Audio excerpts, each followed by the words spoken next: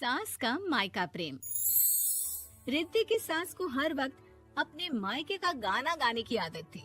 अरे बस करना माँ, मामा का ये किस्सा तो 50 बार पहले भी सुना चुकी है। अरे हाँ, तो क्यों ना बताऊं। तेरे चाचा तो उस वक्त हाथ झाड़ कर खड़े हो गए थे। तब मामा ही था तेरा जो आगे आया और मदद की। देखो अब ठीक है ना, जो हो गया सो हो गया। क्यों एक बात को हमेशा गाती रहती हो। अब तो बहू घर आ गई है, उसे तो सबको मान कर चलना है ना कि सिर्फ सास का मायका ही समझेगी वो। तभी वहाँ रिद्धि आ जाती है। माँ, आज मैं घर जा सकती हूँ? माँ को मेरी बहुत याद आ रही है। शादी के बाद एक बार भी नहीं गई। हाँ तो कौन जाता है। अरे मेरी शादी के बाद जब मैं विदाई होकर आई, इतना बड़ा ससुराल मेरा, खाने वाले 10 लोग और बनाने वाली मैं सिर्फ एक। ऐसा लग रहा था जैसे सिर्फ खाना बनाने के लिए ही ब्याह किया है। वो तो मेरा भाई था, गांव से एक काम करने वाली चाची को भेज दिया जो मेरा हाथ पटाती थी, और उसको पैसा, खाना, कपड़ा, रहने के लिए कमरा, वो सब किससे दिया था? तुम्हारे भाई ने। ये मामला रोज का था। ससुर भी जब गुस्सा होते तो वो सारी बात कह देते जो उनके मन में इतने समय से चल रही थी। मेरा भाई, भाभी, भतीजा, भतीजी सब छुड़वा दिया। मैंने जीवन भर सिर्फ तुम्हारे परिवार वालों से निभाया, लेकिन अब भी चैन नहीं है तुमको। बहू के सामने सास को लगा कि उसकी बेइज्जती हो रही है। अब सुन बहू, अपने कमरे में जा, कहीं नहीं जाना मायके वायके। घर का काम कौन करेगा? पड़ोसन। बहू समझ जाती है मामला गर्म चल रहा है। कमरे में जाने में ही भलाई है। कमरे में क्या है? तुम्हारी माँ हर वक्त चिक चिक चिक चिक करती रहती है। कल ताई मिली थी तुम्हारी मुझे, लेकिन मजाल है सासू माँ की उन्होंने एक बुराई की हो, लेकिन सासू माँ हाँ, जब देखो तब ससुराल के लोगों की बुराई करती रहती है। बेचारे पापा जी कितना मिस करते हैं अपने घर वालों को। मेरा तो बड़ा मन करता है कि ताऊ जी, चाचा जी और सब मिलकर रहे, ना साथ रहे लेकिन आना जाना तो ठीक से रखे। हिंदुस्तान और पाकिस्तान एक हो सकता है, लेकिन चाचा और ताऊ के परिवार के साथ हम लोगों का मिलन ना जी ना, कभी नहीं हो सकता। ये बात है। देखिए मेरे साथ ना ज्यादा चैलेंज मत करिएगा। ऐसा कोई काम नहीं है जो मैं नहीं कर सकती। ससुर जी जो कि बहू की बात सुन रहे थे सामने आ जाते हैं। अरे बेटा, तू ये कर सकती है तो प्लीज मेरा परिवार किसी तरह मुझसे मिलवा दे। सारी जवानी तो मैंने किसी तरह काट ली, लेकिन जीवन के इस पड़ाव पर बहुत याद आती है मेरे परिवार की। हाँ हाँ पिताजी, आप चिंता मत करिए, बस मेरा साथ देते रहिए आप दोनों।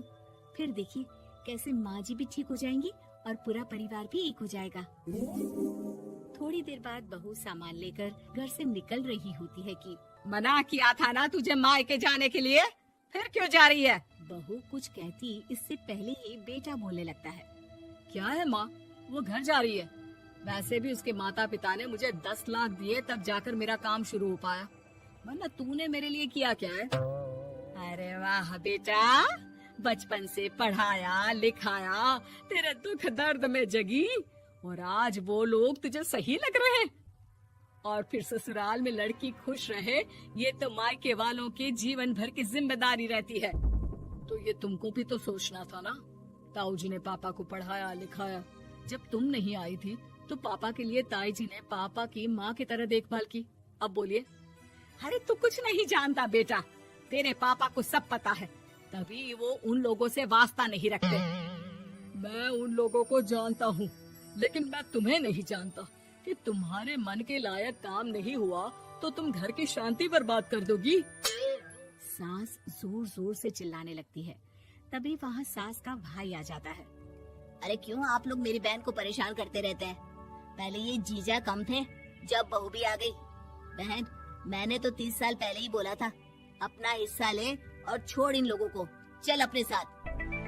बहू समझ जाती है कि मामा ससुर की नजर किस पर है। देखा, तुम लोग मुझे अकेला मत समझना, मेरा भाई खड़ा है आज भी मेरे लिए। बहू मायके जाती है और आते वक्त साथ में एक नौकरानी ले आती है। अरे बहू, कुछ खाने को दे दे। अरे आंटी, क्यों भाभी को परेशान करती रहती हो? उनके भाई ने मुझे जिम्मेदारी दी है। किसी भी चीज की परेशानी नहीं होनी चाहिए भाभी को। जो चाहिए मुझे बोलने का।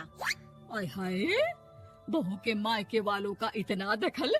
ये मेरा घर है, कोई कल का आए इसे पूरा कैप्चर कर ले, ये बर्दाश्त नहीं होगा मुझसे। क्या हो गया सासू माँ? क्यों सुबह सुबह चिल्ला रही हैं? चमेली, ओ चमेली, क्या कहा था मेरे भाई ने तुझे? अरे दीदी बहुत तेज है आपकी सासू माँ। मैंने तो बोला कुछ चाहिए तो मांग लो मुझसे।